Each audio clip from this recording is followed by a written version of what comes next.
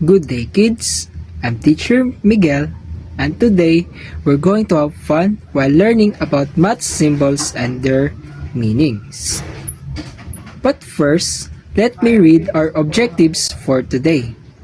By the end of our lesson, you will be able to identify and understand what math symbols like addition, subtraction, multiplication, division, equal sign, less than, and greater than sign mean.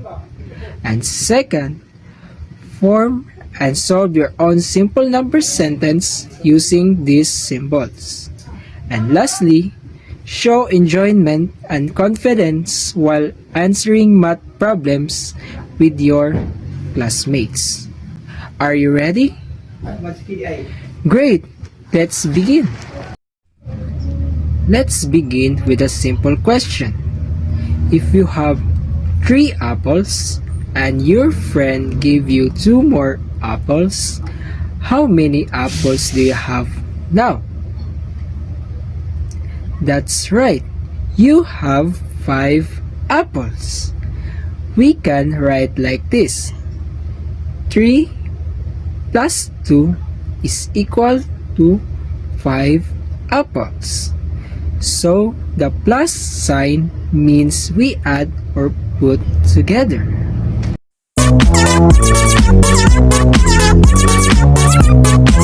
Now, let's learn the different math symbols and what they mean. I'll show you some examples. Ready? Good. The first one is the plus sign, meaning plus or add. Example, 4 plus 2 is equal to, yes, 6. If you have 4 candies and you get 2 more, now you have, very good, 6 candies.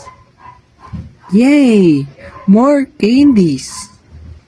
The second one is the minus sign, meaning minus or take away. Example, 9 minus 3 is equal to, very good, 6. If you have 9 pencils and you gave 3 to your friend, you only have, awesome, 6 pencils left. Oh, but it's okay. Sharing is caring. The third one is the multiplication sign, meaning times or multiply. Example, 3 times 2 is equal to, yes, 6. If you have 3 plates with 2 cookies each, so in total, you have 6 cookies. Yummy! Math is delicious. The fourth one is the division sign, meaning divide or share. Example, 8 divided by 2 is equal to 4. If you have 8 slices of pizza and you share it with your friend, you will each get 4 slices. Yeah, sharing is always fair. The fifth one is the equal sign, meaning equal to, for example, 5 plus 5 is equal to, yes, 10. Very good. You have 5 coins, and your friend gives you another 5 coins. Now, what you have? Yes, 10 coins. Very good. The sixth one is the less than sign, meaning less than. For example, 4 is less than 6. If you have 4 balloons and your friend has 6 balloons, so your balloons are less than your friends, and the other one is the greater sign, meaning greater than. For example, 9 is greater than 3. If you have 9 stars and your friend has 3 stars, so 9 is greater than 3. Always remember, the less than sign means smaller or fewer, and the greater sign means bigger or more. You can think of it like a hungry crocodile that always eats the bigger number. Like this. Very good. Now, let's talk about something new. Equations and expressions. An equation has an equal sign. It shows that both sides are the same. For example, 7 plus 3 is equal to 10. An expression has no equal sign. It just shows a math idea. For example, 7 plus 3. If you say I have 7 candies and I'll get 3 more, that's an expression because we didn't say the total yet. But if you say, now I have 10 candies, that's an equation. Understood? Very good. Let's do a game.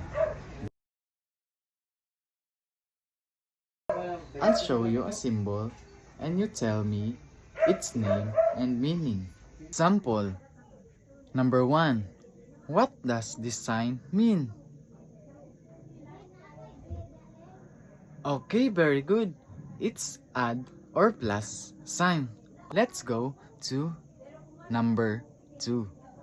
What this sign mean? Very good. It's a less than sign. So now, let's go to the game 2.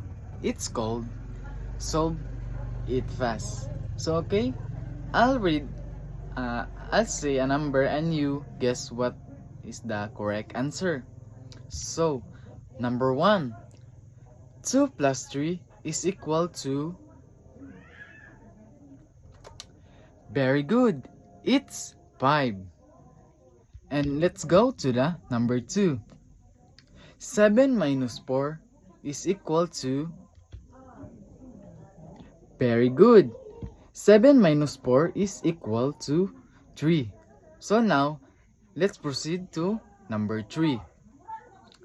4 times 2 is equal to... Very good. 4 times 2 is... Let's proceed to the number 4. 8 divided by 2 is equal to... Very good. It's 4. And the last one is... Which is greater? 5 or 9? Very good.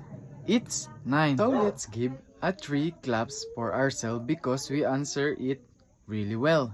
So follow me. 1, 2, 3. 1, 2, 3. So okay, let's have a quick review before we go home. Okay?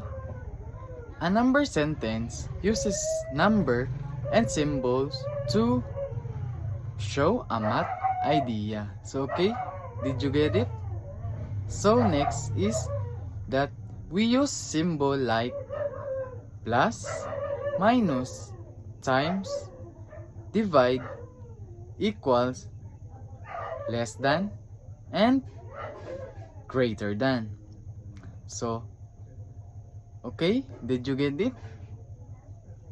So did you learn that equation have equals while expression don't have equals? So okay, do you get it what we discussed today? Very good. So okay, any question? before we end our class.